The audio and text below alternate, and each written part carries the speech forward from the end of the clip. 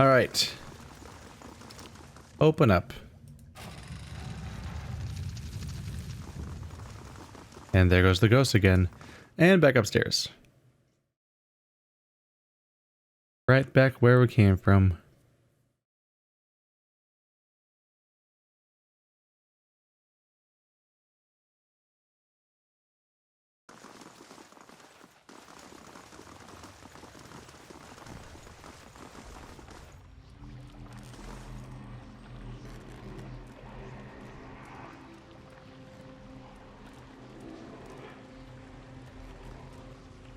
Okay. Definitely getting some reoccurring imagery here. We're right back where we started. This is what made me, me. Well, what I am, not who I am.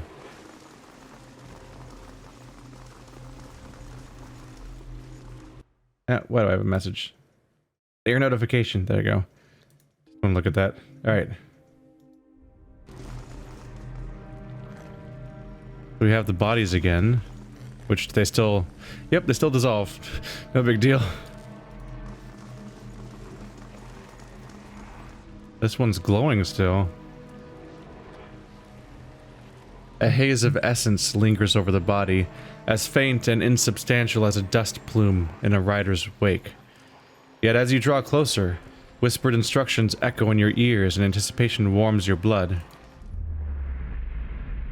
In a vision, you see the same stone machine you approached moments ago, but from a different height and angle, as if through different eyes. Someone who isn't a dwarf, for example. You just gotta comment on my height, huh? You'd heard rumors that some of your brethren were sent here months before, yet you see no sign that anyone has been here. In fact, the cobblestones are covered in a fine layer of dust. Ash. You know suddenly what this will cost you, and you are ready. The orders were clear. The effects of the machine in Cleobon Relag were wearing off. A child had been born not far from Deerford recently, its soul intact. The machine would need to be reactivated. What?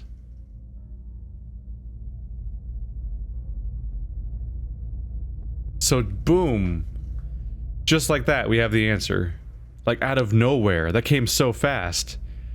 Just casually found out, yeah, those machines you've been finding, those are responsible for Wadwin's legacy. Wadwin's legacy is basically a myth.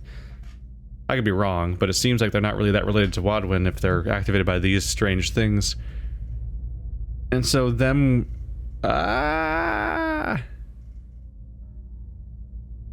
What is wrong with me? I didn't consider this possibility for even a moment, I'm realizing. And literally the first two, like, those are back-to-back events. Like, you get your soul rended by a weird, crazy device, and then a moment later you walk into a town, and that town is technically not back-to-back. You go, first you get your soul rended, then you go to the bear cave place, then you reach the town.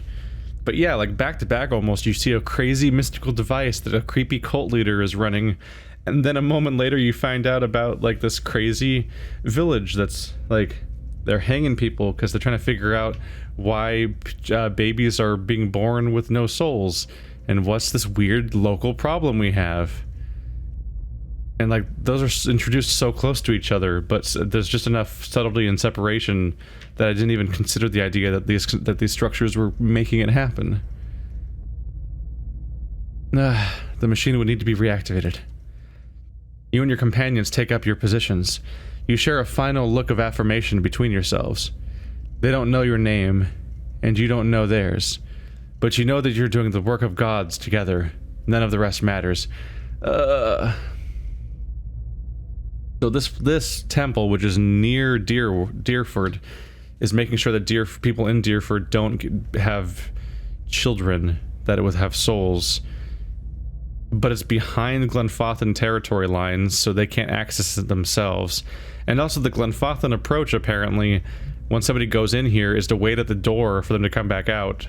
which is a problem because I found a different door, so that's embarrassing. But also, the people aren't going in to come back out. They're going in to sacrifice themselves to this machine and then cause the greatest calamity known to this entire region.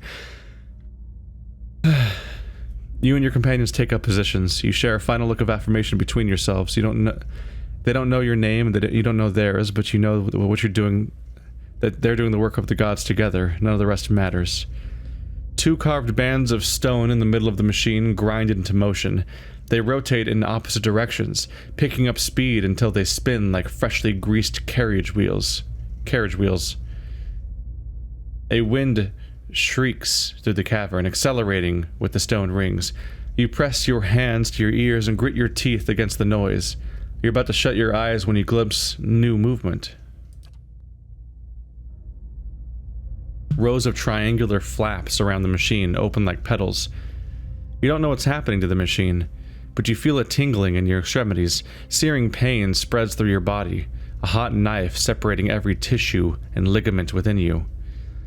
All the while, it feels as if you're falling toward the machine, your stomach mashed against your spine. What happens next is too fast to process. You awaken from the vision to find yourself kneeling and gasping for air, holding your head. You let the tiles between your knees gradually come into focus. As you catch your breath, you remember the strange scene you saw outside St. where several robed figures fell amidst a howling Beowick.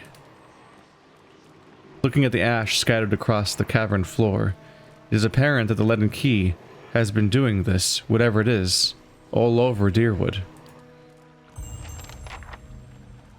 Okay. Huh. We have answer. We have the most important answer. Like the one that everyone's trying to figure out. Why is this happening? Here we know. Something in the ether hums and buzzes through your teeth. Yeah, we should get out of here before we end up all sacrificed. Simultaneously dead and, you know, victims of becoming the exact thing we're trying to stop. You hear running water and see a small stream that carves its way into the mountain. A shallow bottom flickers and wavers just under the water's edge, but as you look toward the tunnel, the bottom disappears into darkness. From here it's impossible to tell how deep the stream is. However, a faint light plays along the wall of the tunnel. The echo of rushing water suggests that the tunnel and stream continue for quite some distance. That could be interesting. Quick save first. And also review my quest log to make sure that it wants me to leave, which is what I figure. Oh yeah. Yeah, we're done. This quest is complete. That's not good. That's not good. You take slow, sloshing steps towards the mouth of the tunnel, holding yourself upright while the current tugs at your legs. The cold water leaves you gasping, and as it rises past your waist, you fight to control your breaths.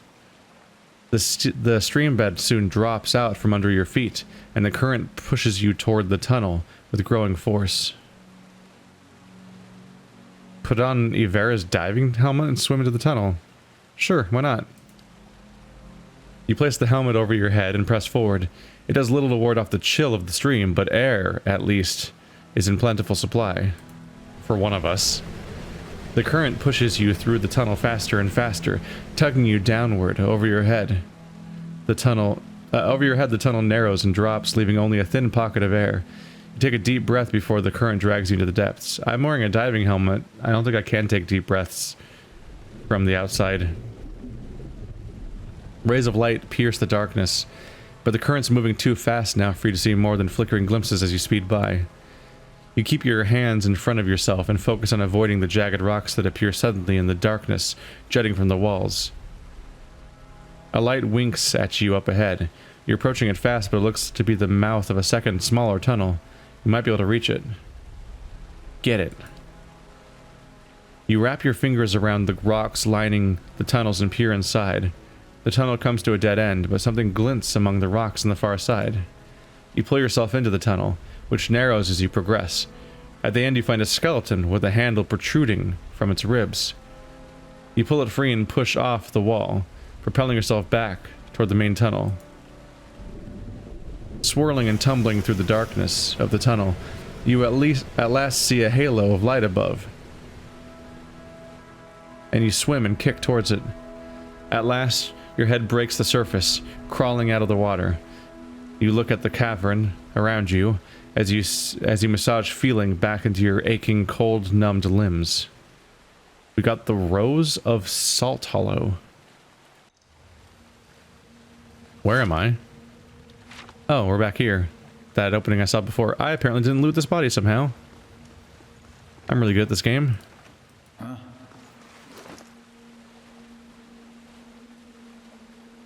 This is garbage, right?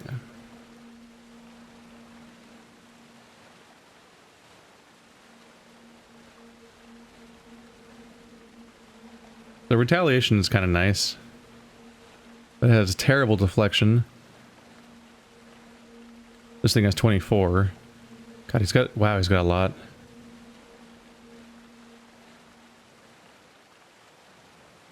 You come to think of it, I don't have a single other character who uses shields.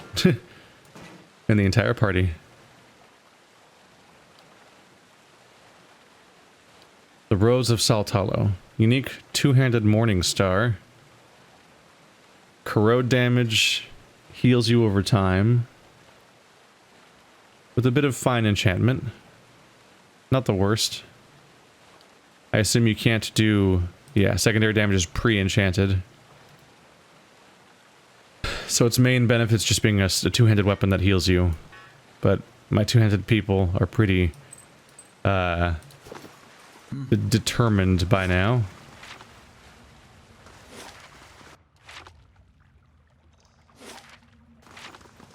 Now the question is... Oops. That's not fast mode. Now the question is, are they going to catch me on the way out or not?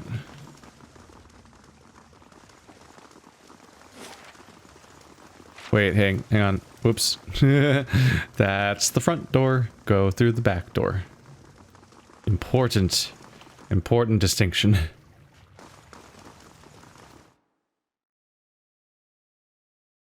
Totally expect them to get me anyway, though. Just because I expect there to be consequences for my trespassing.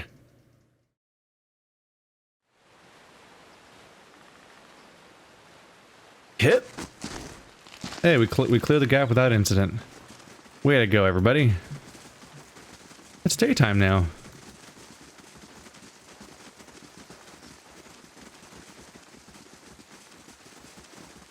So, this did not lead to me crossing the river. It did lead to me demoralizing the shit out of Eder, though. So, whoops.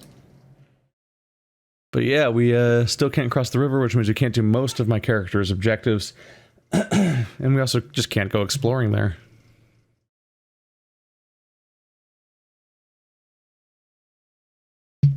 Whatever's over there is waiting for me to progress or something.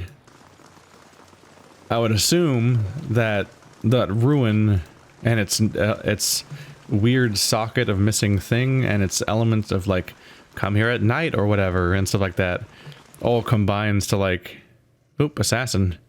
I think that all combines to me eventually being able to probably deal with the river or something. You guys aren't supposed to be here. Ah, shucks. They're dying very quickly. Yep. Goodbye.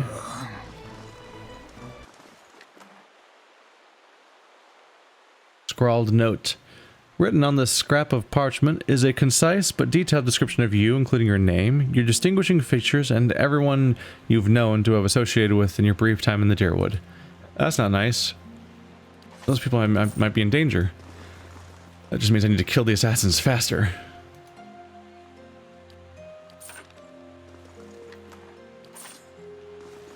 Well, that's worth bringing up as I walk in here and talk to Lady Webb about what's going on. Yo, these are the two big stats updates I gotta give you, but also, you know there's assassins waiting outside your door. So that was eventful. It'd be nice if you guys could like keep an eye out for that kind of thing so it doesn't happen to me again. I'm not very good at being a dead person. It's very counterproductive to the whole process. you might notice an efficiency loss. Up to and approaching 100%. How fares your search? There's something I can tell you about the Leaden Key's operations. Well, let's hear it. The Leaden Key is manipulating a grouping within machines that span the country, and it seems to be causing the Hollowborn epidemic. I had feared they might be involved in Widewind's legacy. It seemed too extreme even for them. How naive I've been. The Leaden Key's conspiracy is clear now. They have used Engwithan technology to engineer Widewind's legacy, and they want people to blame Animancy for it. As we speak, the Duke is holding hearings in the palace. He is listening to arguments for and against Animancy. When they finish, he is expected to decide whether to outlaw it. It seems the Leaden Key has been pushing Deerwood down this path for some time. On some level, the Duke can almost be commended for his astonishing commitment to democracy, because, holy shit, he's been holding these hearings about the situation for like 3 months at this point. Like, so much in-game time has been passing. Every time I travel, another day passes, basically, and every time I rest, a third of a day passes, so like, if I rest a few times in a temple, that's a whole day again, and like, what an agonizingly long time to be discussing this, while all of them unfortunately don't know the truth. I, for one, would enjoy seeing their little scheme fouled up at the last moment. Our Duke must hear what you have to say. Unfortunately, the hearings are closed to the public, which makes the Duke inaccessible until they are completed. Really? Even Lady Webb doesn't have an inside channel.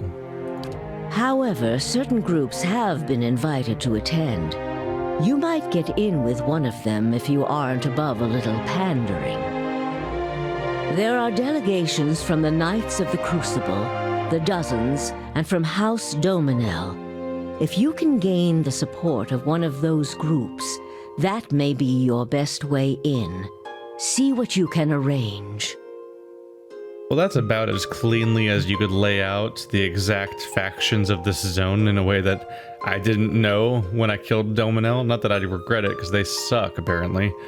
But we've definitely gone with the Crucible. They all kind of suck, but like the Dozens are straight up taking part in torture, and Dominel are horrible. I want to discuss the Animancy hearings in the palace. What of them? Wouldn't they allow a guest of Dunrid Row into the hearings? We would only do that as a last resort. Walking in with one of the 3 invited groups puts you in a position of influence. Walking in alone as a representative of Dunreed Row would earn you distrust among all the rest. It seems our organization has a reputation for nosiness and manipulation for whatever reason. She glances to one side. It would be best if people did not see Dunreed Row's hand in this. Easier for them to embrace the truth. What is there to know about the Duke?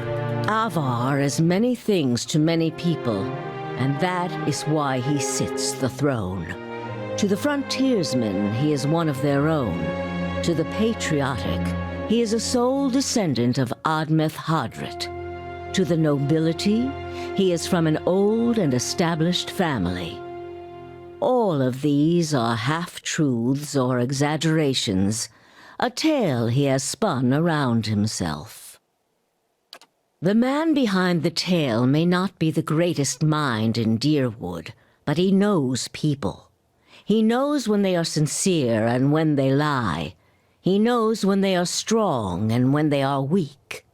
The other matters he leaves to me. Outwardly, he prefers to come off a bit of a simpleton. Don't be fooled. Before he was a duke, he was a trapper, and an excellent one at that. Farewell. Well, Important.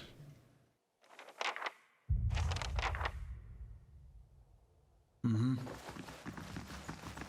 also, thankfully, I have pre-resolved the next problem, because I've already, in my side-questing ways, become best buds with the Crucible Knights. And their strange leader that's named, like, Cleaver or something, which is, You must gather your sure, party. why not? I can't wait to find his first mate, Mallet.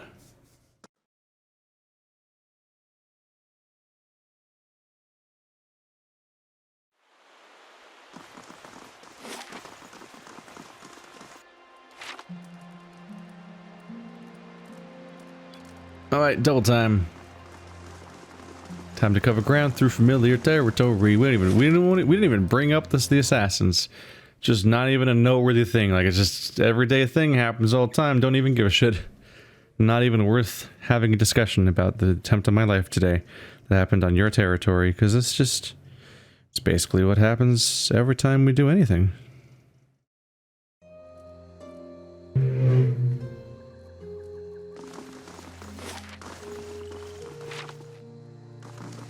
The Crucible Knights are even nice and local anyway, right on the border of the building I want to get into.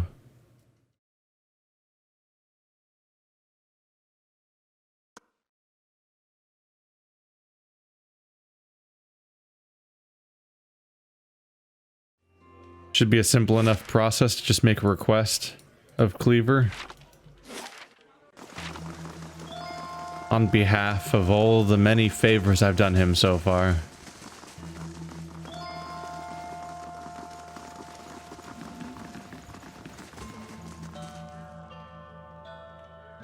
What may I do for you? I understand that the Crucible Knights are attending the Animancy hearings at the palace. Indeed. Duke Avar looks to the knights for prudent counsel as well as defense. I suspect our future as a city and a nation will depend in no small part on how we handle this matter. What do you think about Animancy? Despite what happened with the Forge Knights, Animancy merits further study in other contexts. There's much yet that Animancers could do to cure soul maladies, strengthen essence, perhaps even ameliorate the effects of the legacy. Yeah, about that. He scratches his chin. We won't know until we try, and we can't afford to sit on our hands while our rivals watch us grow weak. Tell me about the hearings. Gives you a gruff frown. They're progressing slower than I'd like. The dozens raise a ruckus whenever someone so much as mentions Animancy, and the dominoes are obfuscating matters on purpose. Nevertheless, I'm confident Avar will see reason eventually. Considering I'm kind of doing a pro-Animancy argument, although I'm mostly just doing an anti-Leaden Key, anti-Wadwin's Legacy argument, it's kind of convenient that I happen to be allied with the people that have the most positive opinion of that stuff. Although maybe that clouds the opinion of my judgment. Still, if nothing else, I can say to Cleaver that my information furthers his goals if it's hard to convince him, whereas the other characters, like the dozens, would not be happy to find out that I have a message that will help Animancy. I need an audience with Duke Avar. I'd like to attend the hearings. And we'll be glad to have you with us. Everyone no doubt find your presence persuasive, and we need all possible support to see that he gives Animancy a fair chance. Indeed, lie, indeed. I'll make sure he sees reason. Goodbye. Oh, we're going back to Lady Webb. Okay. I guess. While I'm there, I'll visit Brackenbury's inn, because poor Haravis. Just taking a lot of damage. He's just not a particularly tanky character, but he's in melee range, and that's why it's a bit iffy. He does better when he's in his form, but his form doesn't last that long. It's doing alright right now, because all of my fights last 10 seconds. But once we get into a tougher situation, he might be in more trouble. Wages paid. Joke's on you, I've got infinite money! Yeah. Why aren't you moving?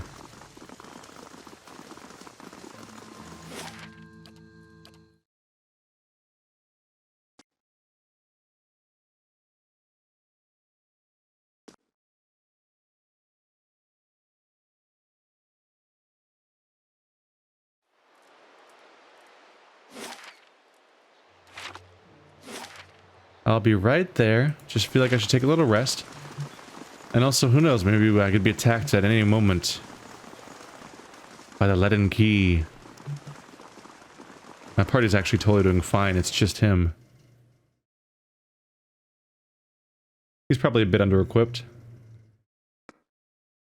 Maybe he should have a shield. Make him a little bit tankier when he's outside of combat. I don't remember how Druid melee works. Is it based on his weapons at all? Hail, traveler. In some games it's based on your weapons, and in some games it's not even remotely based on your weapons. I do like intellect.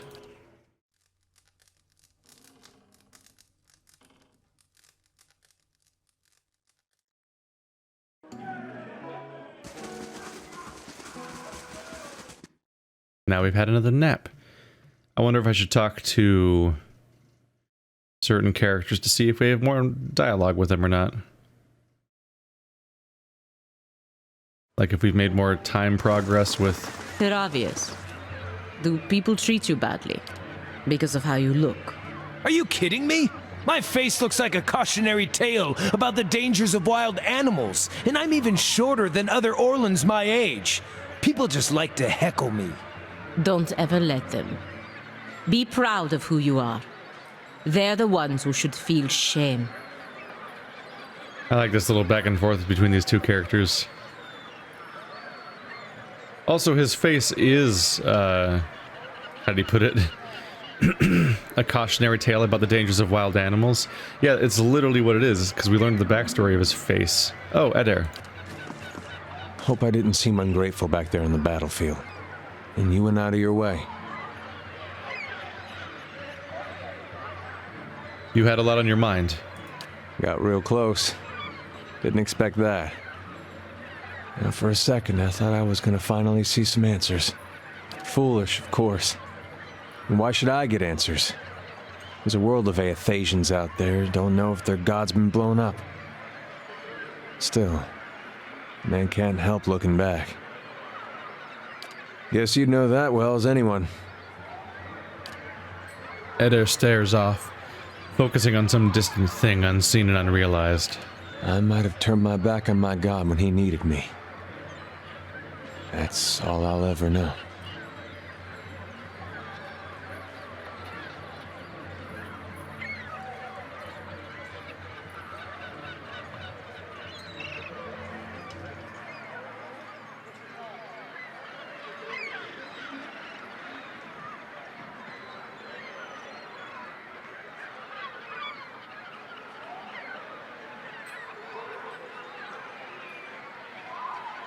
What would your brother have to say about that? He'd tell me to trust him. Of course, it'd be a lot easier if I knew it was mine. But, maybe I don't need to. Something to think about, I guess. Ah, Adair. Hey. How come the only people allowed these Animancy hearings are either fanatical or crooked? What's the best case scenario for something like that? I'm ready. Need something? Apparently not. I'm here. Nope. We've fully discussed a lot of these things. Your mind comes bearing questions, Watcher. Need something? Need something? Tell me about our Glunfath. It's a verdant land of history, culture, and natural beauty. His voice falls into a half-whisper as he adds, and we already have enough unwanted trespassers, so I recommend you never visit. Do you miss it? Used to, he says with a slight frown. He scratches his shredded ear and looks eastward. It's home. I'll go back eventually, but... He turns his attention to his shoulder and picks a small seed from the fibers of his tunic. See this? He holds up the seed. I know, just a seed. But I've never seen this type before, and I'm itching to find out what grows from it. Every day I see something new out here. I'll return home eventually, but for now, my curiosity exceeds my nostalgia sevenfold. Why should I avoid Glanfath? He looks at you, puzzled. There are no cities to visit, no centers of commerce to explore. It would seem most visitors come to our lands to pillage the Ingwithan ruins. The ancient Ingwithans gave the forest to our ancestors, and in return, we watch their ruins to see to it that they remain untouched. And before you ask, no, we don't have a secret passphrase or hand gesture. Nobody enters the ruins, not even the guardians and watchers. I really should have done this dialogue slightly sooner since we just happened to go there, exactly. Oh well. But there's a bit more context for the strangeness there, because even he won't go in. I guess that explains why they won't pursue people at all. Very convenient for the leaden key that they can just continue to use these places unharassed, as long as they get past the gate. What can you tell me about your tribe? I'm from the Fisher Crane tribe. Most of my people live far to the southeast, in and around Thane Bog. He weaves his fingers together and cracks his joints in a flexing motion of wet snaps. The tribe is not of great renown, but we... Hiravius pauses for a moment. They protect their lands in accordance with the sacred oath of old, and as much as it okay, that's a mistake, got it. And as much as it pains me to say it, I wouldn't want any other tribe's name attached to my own. Did you grow up in a bog?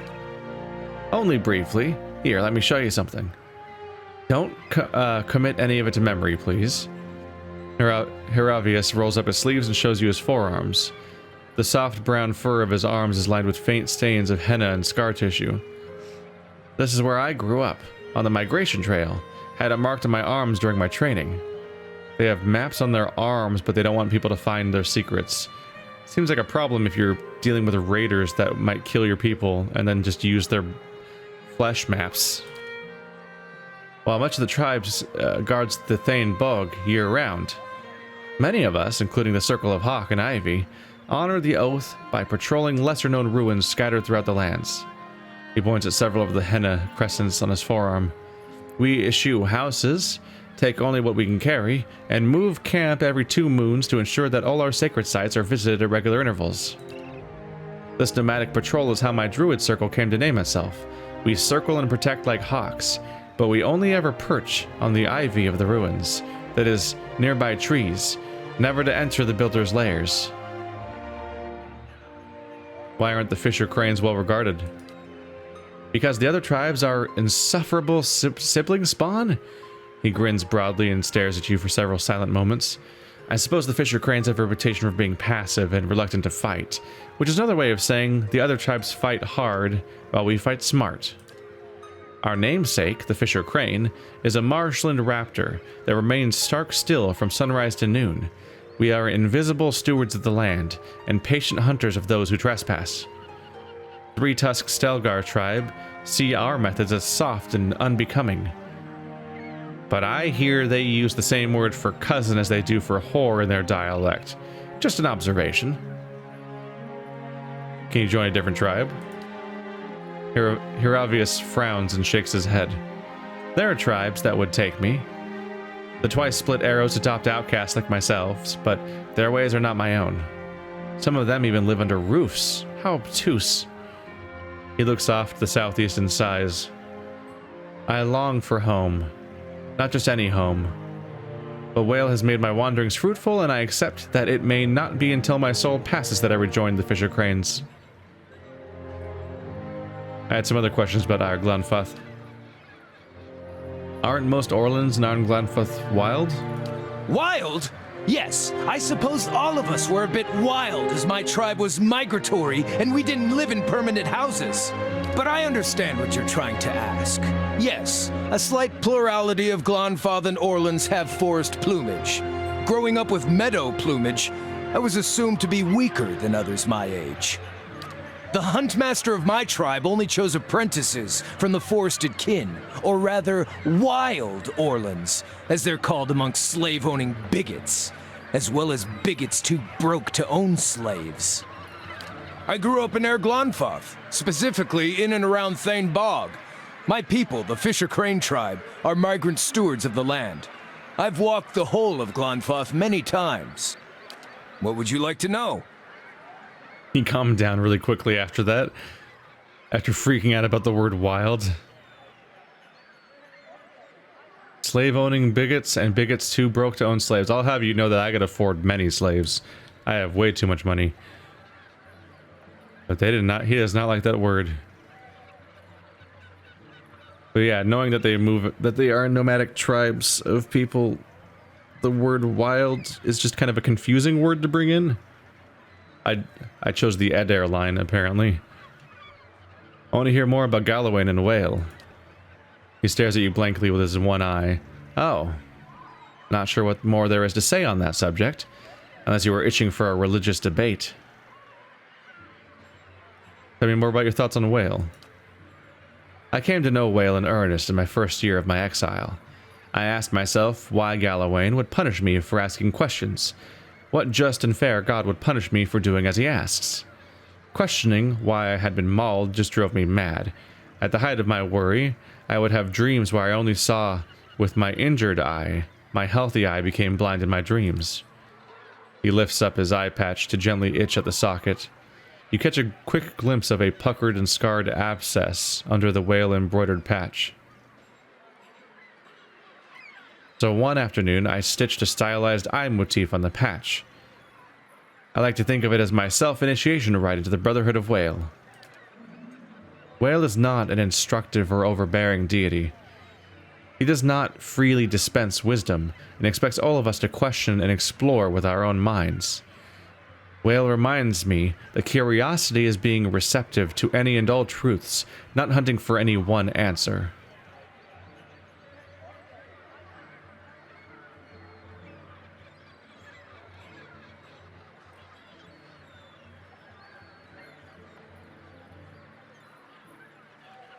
Does praying to Whale help make sense of the Stalgar attack? His face turns flushed and he laughs nervously. In a fashion, yes. Praying to the eyeless face means letting go of the fear of not knowing, the fear of not having any answers.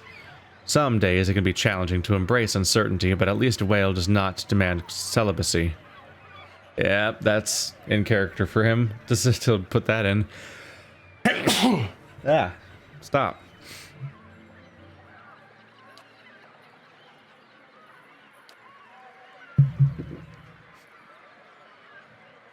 What more can you tell me about Galawain? A frown overcomes his face as he ponders your question. Consider it a lapsed devotion.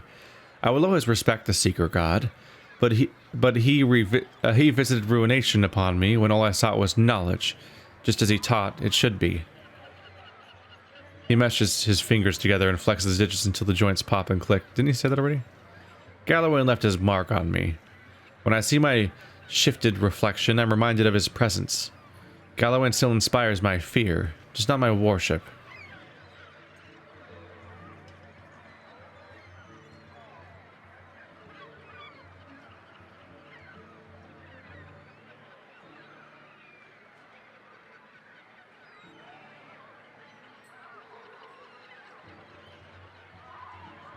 Do you think there's any possibility that Galawain's trying to help you? Albeit in strange ways. I suppose that... maybe. His one eye squints and his face contorts into a frown. Certainly there's the chance Galawain was trying to help by making me blind and deaf to everything on my right side. But put yourself in my paws. Do I then go back and commune in the woods with him again and invite another attack? It would be suicidal leap of faith to ever go asking Galawain for anything. He spits on the ground. Anything.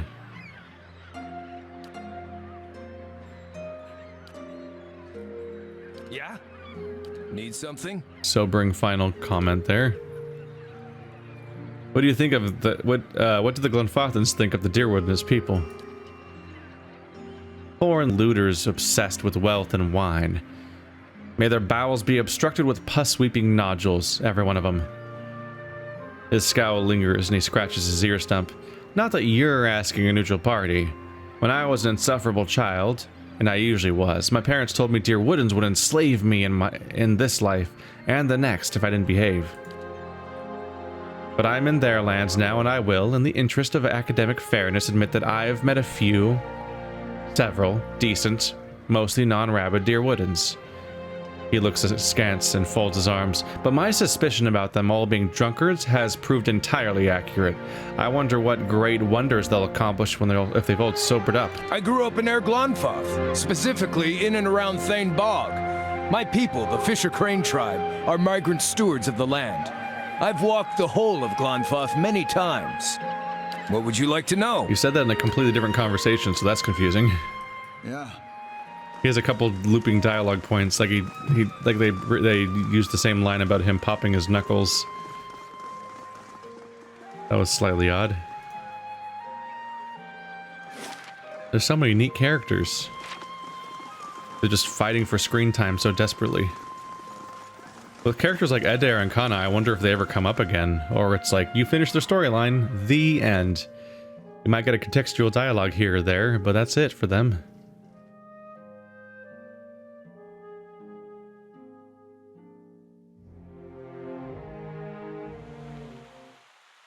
I guess that's the thing sometimes. Sometimes you have companions like Alistair and Morrigan, who have a full campaign of interactions with the main narrative and character development and so on.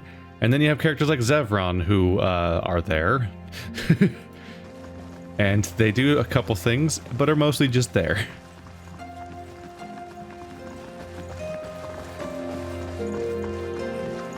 How fares your search?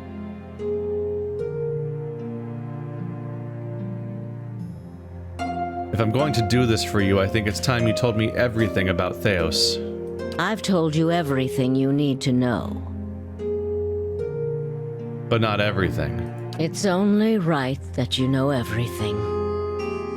When I was younger, before Dunreed Row, I had many suitors.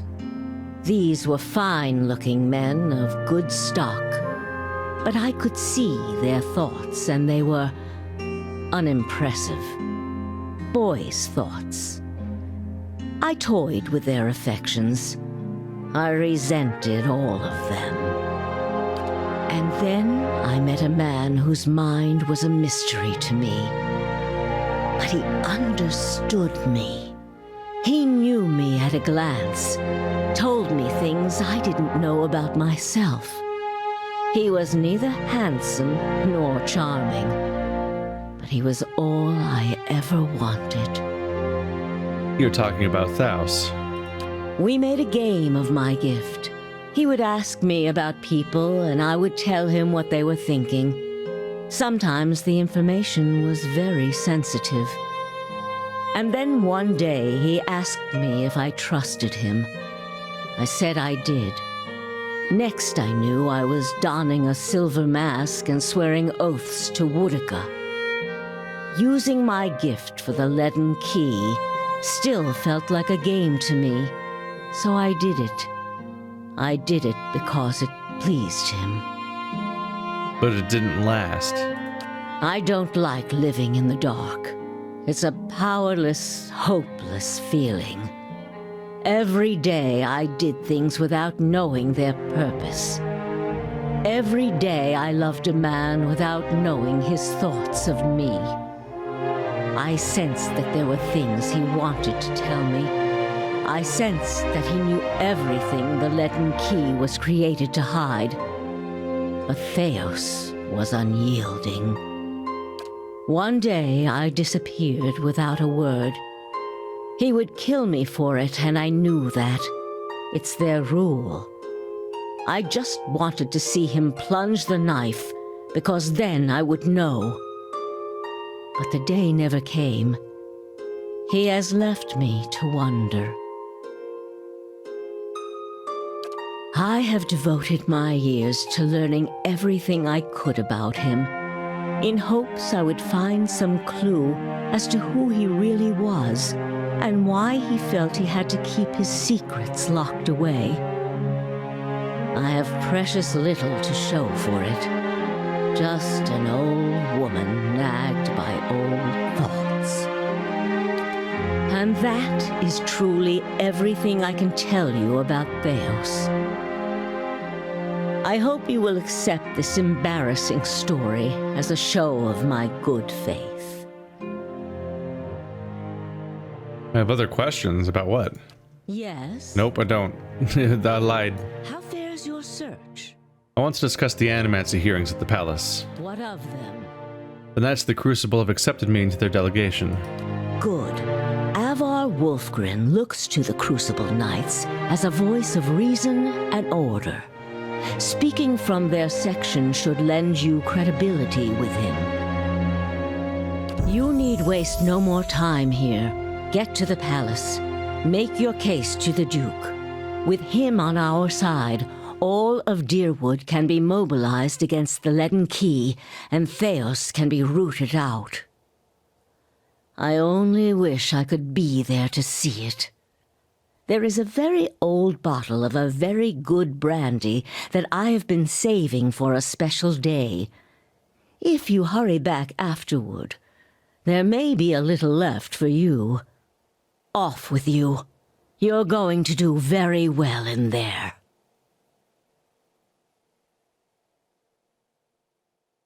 Farewell. Hey, main character leveled up again. Well, this has the air of importance.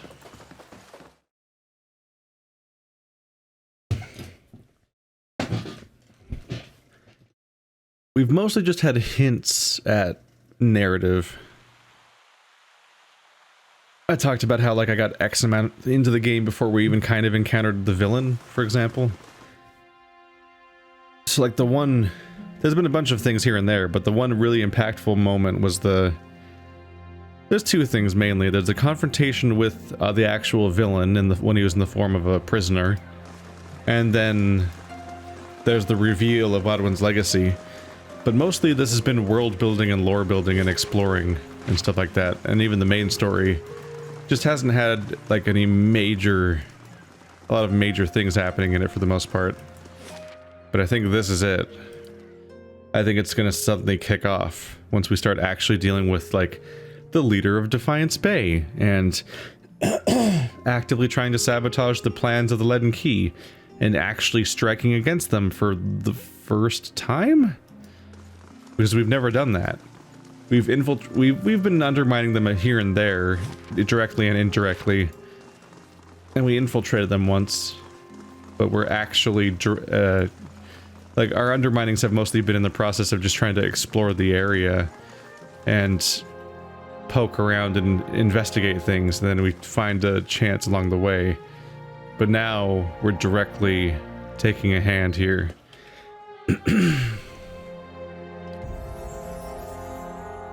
And boop. Damage reduction 2 unlocked.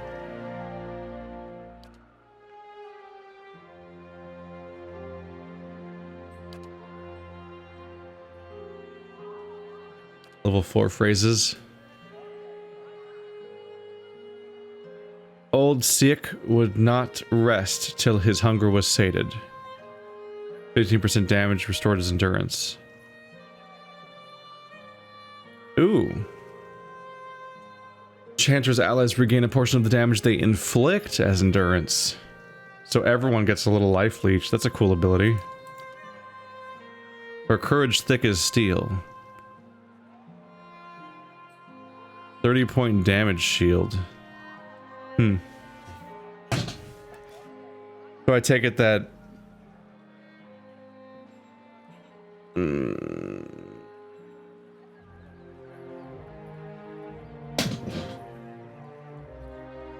Is that... I imagine that's just once off, right? So it plinks...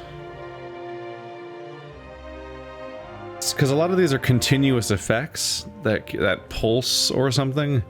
But I imagine this one seems like it might just do a 30 damage shield at the beginning of the chant, and then it lingers. It essentially lingers for 14.5 seconds if they don't take 30 damage in that process. If it renewed every couple seconds, that'd be pretty effective.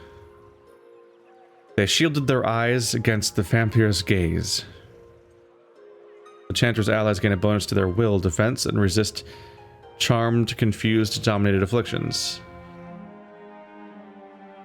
20 defense against all of those.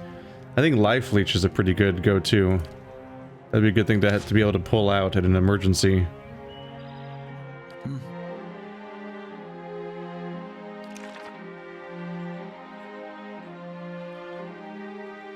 Plus 10 deflection.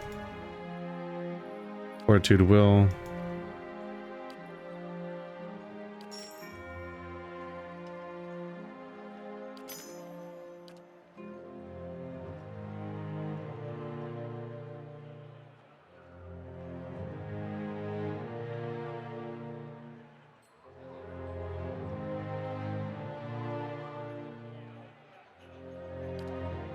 That's about right. Give us a life leech option if we feel the need for a more defensive thing. That could be a good chant.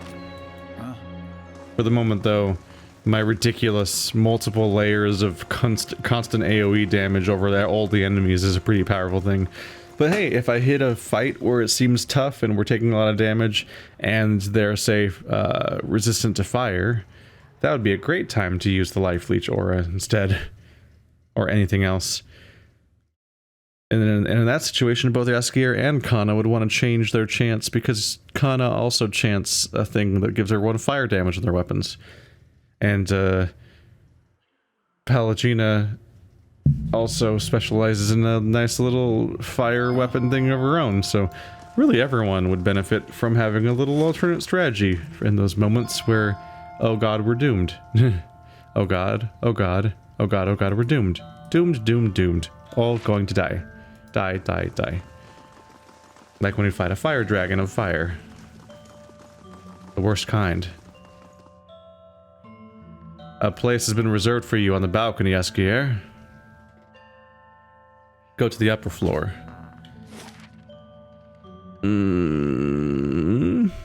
Oh, up here. Didn't even see that till just now. Yes, the time has come. Now I have a seat at the table. We received word from Commander Cleaver that you would be attending, Yaskier. The balcony has been opened for you.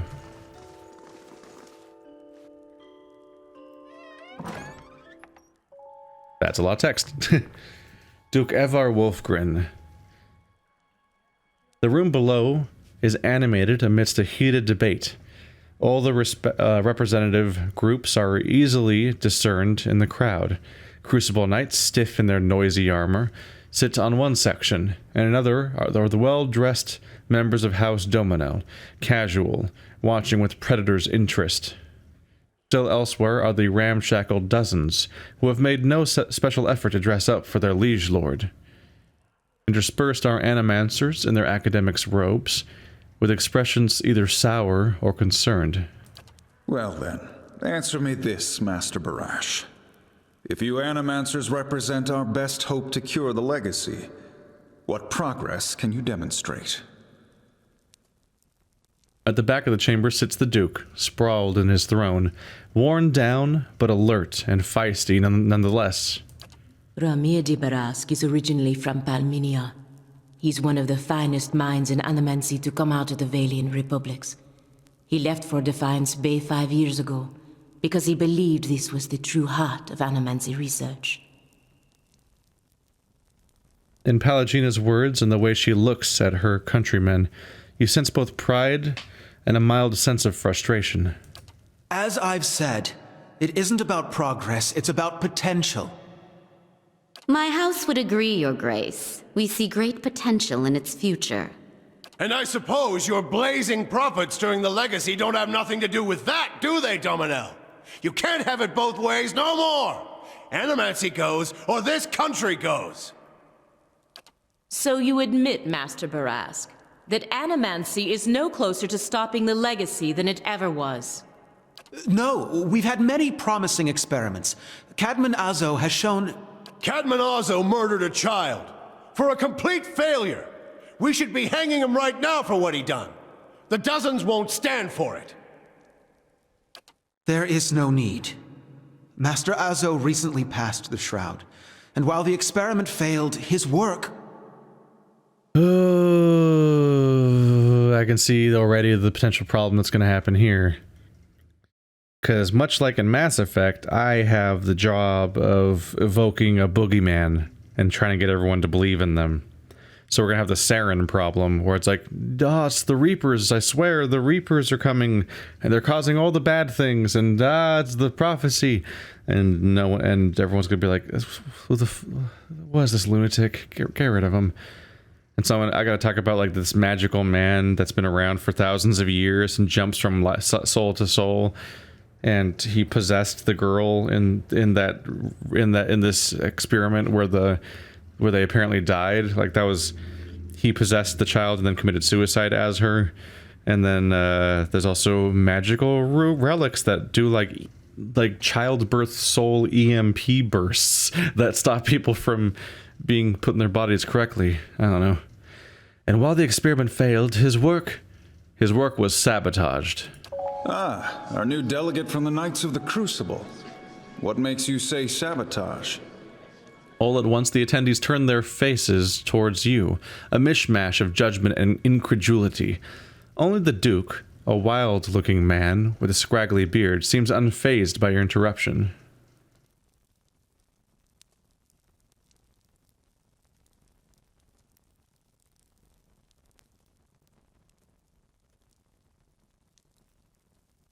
Even here, we have the option of lying, because it's more believable to just say that some Animancer did it than to try to explain the weirdness of the story. And yet I don't have it in me, do I? I met a false patient at Brackenbury Sanitarium who had tampered with Azo's machinery. The fuck's that even matter? These are people who would toy with the lives of our children. Indeed. Even assuming there was sabotage, is this Animancer Azo not still accountable here? 2 points of rational? What the fuck does that mean? That's not any of my stat. Oh, it's a reputation. I have a rational reputation. Boy, those don't come up much. I guess this is the time for it to come up, though. This is a reputation-oriented situation. Are people nervous about the fact that I have a series of characters with ranged weapons standing in a balcony at a line of sight over the leadership of this city? It feels weird that all my characters are holding their weapons out.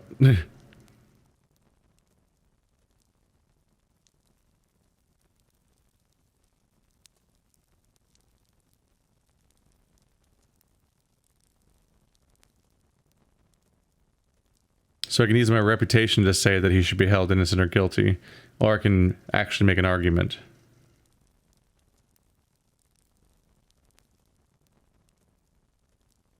I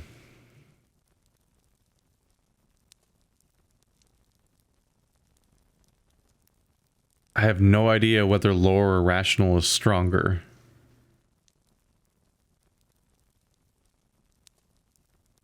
Let's try it, though. Those who know me around here know me to be fair in judgment. Cadman Azo should be held innocent. Horseshit! These Animancers can't be trusted! Look at what happened in Heritage Hill! Our supposed protectors from Crucible Keep can't even clean up the messes Animancy leaves! Your Grace, we'd have a much easier time of it if our knights weren't so occupied trying to keep their organization from igniting a revolution on our very doorstep. Heritage Hill is blood on your hands, Justiciar! You turn a blind eye, and look what happens!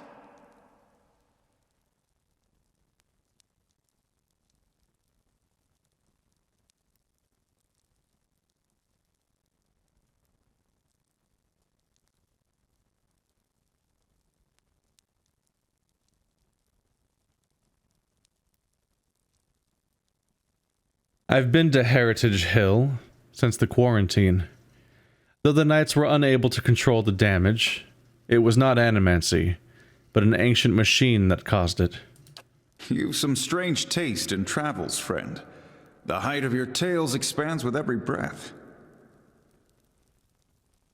Here's where it's helpful to have a reputation in honesty. My word is my oath. I challenge anyone here to find someone who knows different.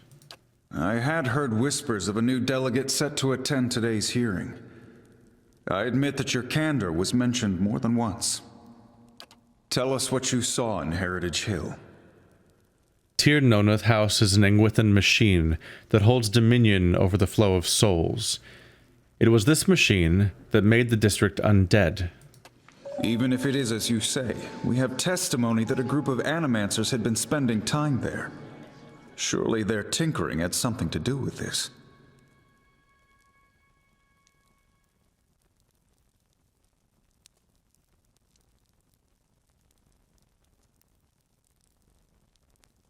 Their presence doesn't prove cause. This testimony is not evidence, it is a guess. Animancy has many enemies. You need only look around this room to see it. You're missing the point! Everywhere there's animancers, there's disaster! We all know what Widewind's legacy's really about. And it ain't about some sparkling saint from Creed Ceres who's mad because he took a stroll down the wrong bridge! It's about a bunch of so-called intellectuals fucking with the natural order while the rest of us gotta suffer for it! Is it, though? Should we not take the time to reach a clear conclusion? I mean, what proof do we have? My son and daughter are buried beneath the floor of my house. We don't own no land, so that's where we lay them. My son, my wife let him slip when she was bathing him. Got water in his lungs he couldn't cough up. My daughter, we put her to bed one night, and the next morning she wasn't breathing. This Hollowborn thing, it ain't ending. And it ain't ending because we still let these charlatans play God. There's your proof, you damn copper fucker! Enough, Adric. Lady Dominel makes a point. If it's Animancy, then why do the other states that permit the practice not suffer the same fate? Who among us can say he truly understands why the legacy has taken hold here? Can I raise my hand now? The grieving mother reaches towards your mind with hers. Bring order to the chaos here. I can. The crowd begins to mutter, the sound taking a doubtful character. Widewind's legacy is the creation of the leaden key. Kedman Azo's downfall was their work, as was the tower in Heritage Hill. They want you to do this. They want Animancy to fall. The dull muttering expands into a din of skepticism that fills the hall. I have seen them in the ruins of Ioglanfath, operating machines that disrupt and redirect the flow of souls, near towns like Gilded Vale and Deerford, where the legacy is universal. As a watcher, I have heard their dead confess their plot. They are stealing the souls of the unborn. Beasts. Another lunatic at the hearing. Did you remember to lock your sanitarium before you left, Master Barask? Son of a bitch, I'm on your side. Aren't you the side that's pro-Animancy in this situation? And I'm a member of your group. Yeah. All right, here comes exactly what I said. Wow, that's a lot of options that are all going to not work.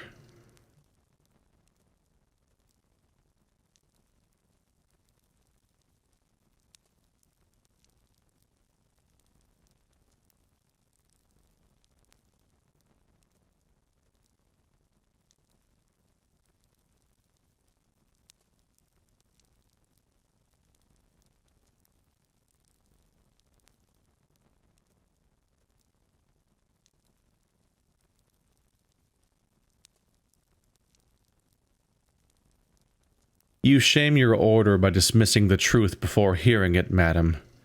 I expected better from a Knight of the Crucible. You must know, friend, that the leaden key is a mantle for small-time ruffians and children at play. I'm not saying you're a liar. Not yet. But you'd better start making sense of all this. Help us believe you.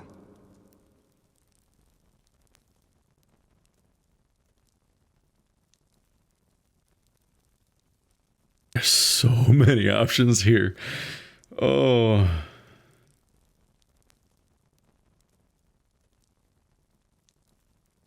Let's say a lord is cucked by his wife.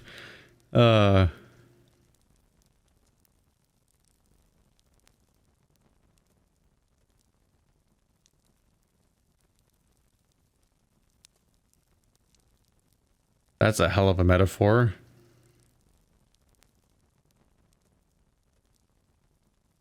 Level 3 honesty.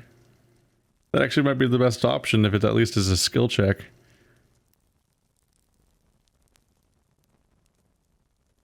I feel like I need to read this out loud regardless though. Let's say a lord is cuckolded by his wife. If he tells her to stop, she'll only want her lover more. But if he spreads rumor that her lover has just visited a brothel and acquired a pox on his loins, she'll end it on her own.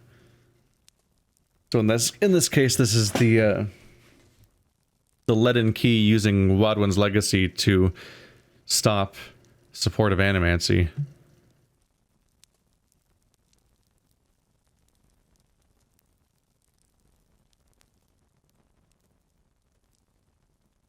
If you know anything about me, you know this. I have been called many things, but never a liar. An honest witness is the best piece of evidence you have in this matter. The only piece of evidence.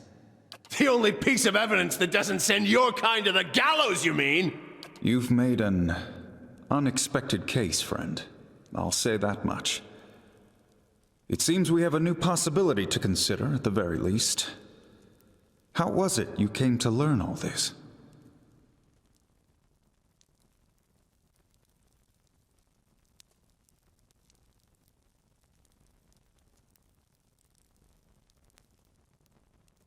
I guess it's just another chance to hype up the Knights of the Crucible or something? But they haven't actually done anything to help me in the investigation, have they?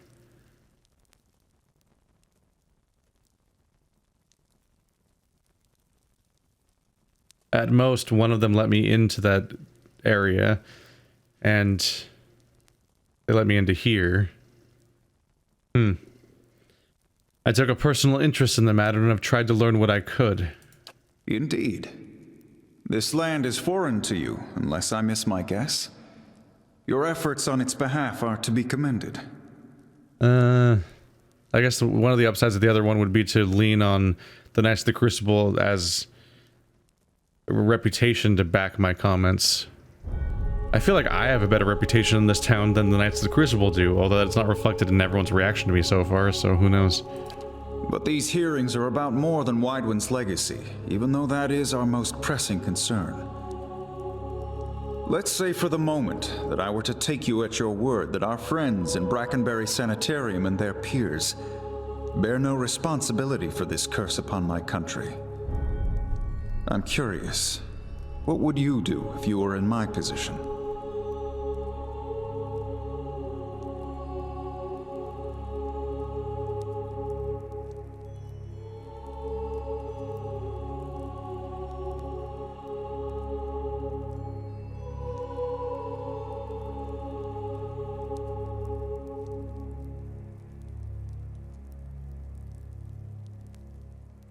There's a sliding scale here.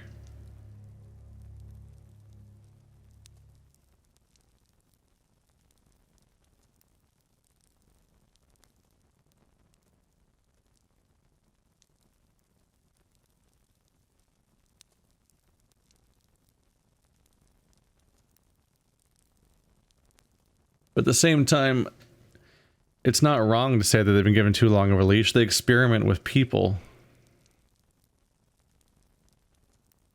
We saw what happened with the golems and many other instances. But these are both kind of too far. And we know specifically that the leader of the Leaden Key wants Animancy suppressed. That's his goal.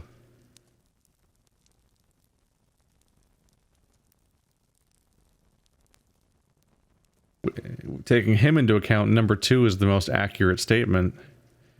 Because it's literally what's happening in the case of the Leaden Key. Animancy should be studied in Deerwood. If you don't, someone else will, and they will wield great power over you. Her face still, Pallegina looks your way and subtly nods in approval. I do not trust these animancers, seeking first after gain and glory. But if they can heal our children, I would not hinder them. Very well. That is all I wish to hear.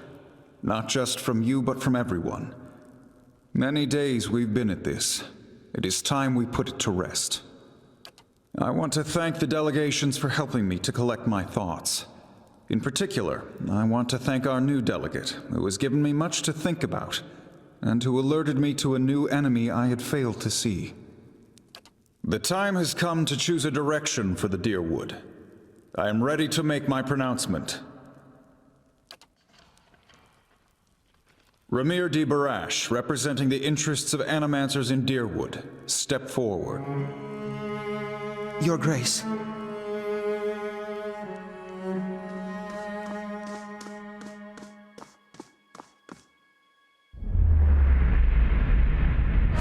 It occurs to me now that my concerns about Animancy may not outweigh its value. Son of a bitch. Forgive me, Your Grace. We will accept no judgment but our own. What's he doing?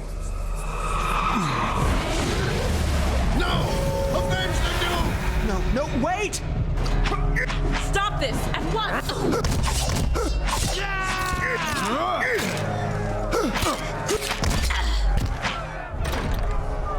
Yep. I've given you every chance to end this pursuit. Shall I end it for you? Another time. I am already late.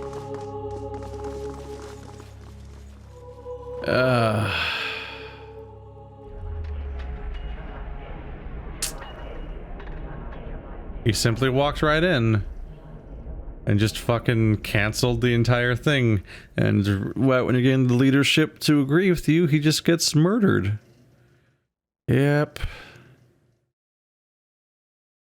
Well, it went a different direction than I first expected, but another way that I should have probably predicted. So yes, nobody believes me because my story sounds completely absurd, except Wolfgren, who is surprisingly amenable. And I seem to have such sufficient reputation that I could pull off this kind of move. And then Theos just fucking walks in and kills him. Quite the guard they have at the front door. Very effective. It really goes out the window when you have somebody who can just control anyone they want. I did kind of find it weirdly suspicious how they locked us up there at the balcony. And like that was where they put us for that that whole interaction. But now I see that it's like a chance to make it more feasible that I wasn't able to stop Theos as he walked in the front door. The words, "Shall I end it for you?" ring in your ears. You find yourself gasping for breath, struggling to keep your own balance. You drop to a knee and watch as Theos hurries out of the building.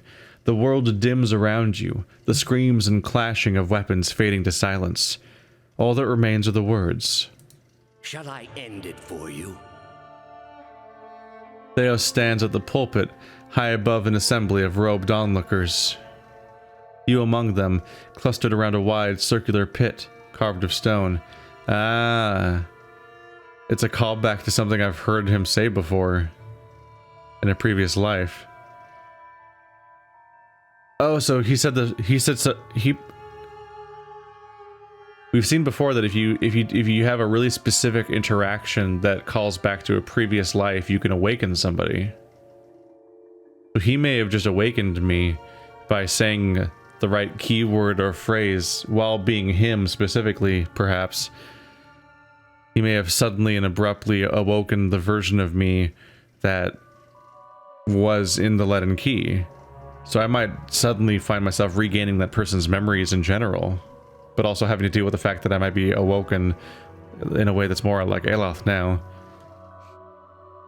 He addresses a woman bound backward over a large iron wheel overlooking the great stone maw. Many of the woman's fingers and toes are severed, and the bottoms of her feet are charred black. The skin on one side of her face looks like melted candle wax, black and red and seeping, and the angle of her back suggests a spine in ruins. Yet for all that, her expression betrays little of her anguish. Jesus Christ. I am already at peace, Grand Inquisitor. Are you? Her eyes are barely open, and her words come between strangled breaths, but they are steady, unbroken. Is she me, I wonder? So be it. If you desire no end, you shall have none. I find you guilty of heresy. May the eternal prison bar your soul from passage, for it is beyond redemption. He nods to a hooded attendant, who begins untying her from the wheel. Jaskier was granted dominion of the sleepers. She was forbidden from moving on, so maybe that wasn't her. You open your eyes to the beamed ceiling of the palace's grand entry hall. The clings of metal striking metal waft in from the outside, alongside the cries of the injured as you stagger to your feet. Theos is gone. Jaskier, we need to get moving. Heravius hovers next to you, his head scanning about with nervous energy while he pulls on your clothing. Come on, no sense in standing around. Off to one side, you hear the clinking rustle of chainmail, and you look over to see a wounded guard slumped against the wall. He's trying to say something, seemingly directed at you, but at first it is too faint to hear. He gathers his breath and manages to rasp out a few words. Lady Webb, she's the only... She must be told. She'll know what to do. Please, find her. Tell her everything. The guard passes out and slides to the floor, still. Shit.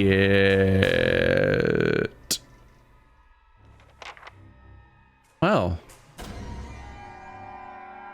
Welcome to the everything's fucked portion of this playthrough. Dominion of the Sleepers, once per rest. 2 might, constitution, dexterity, perception, intellect, and resolve for 30 seconds. That would have helped earlier when I was trying to figure out how to get 20 resolve. The Watcher peers into the sleeping memories of previous lives, drawing upon their power to enhance all of his or her attributes.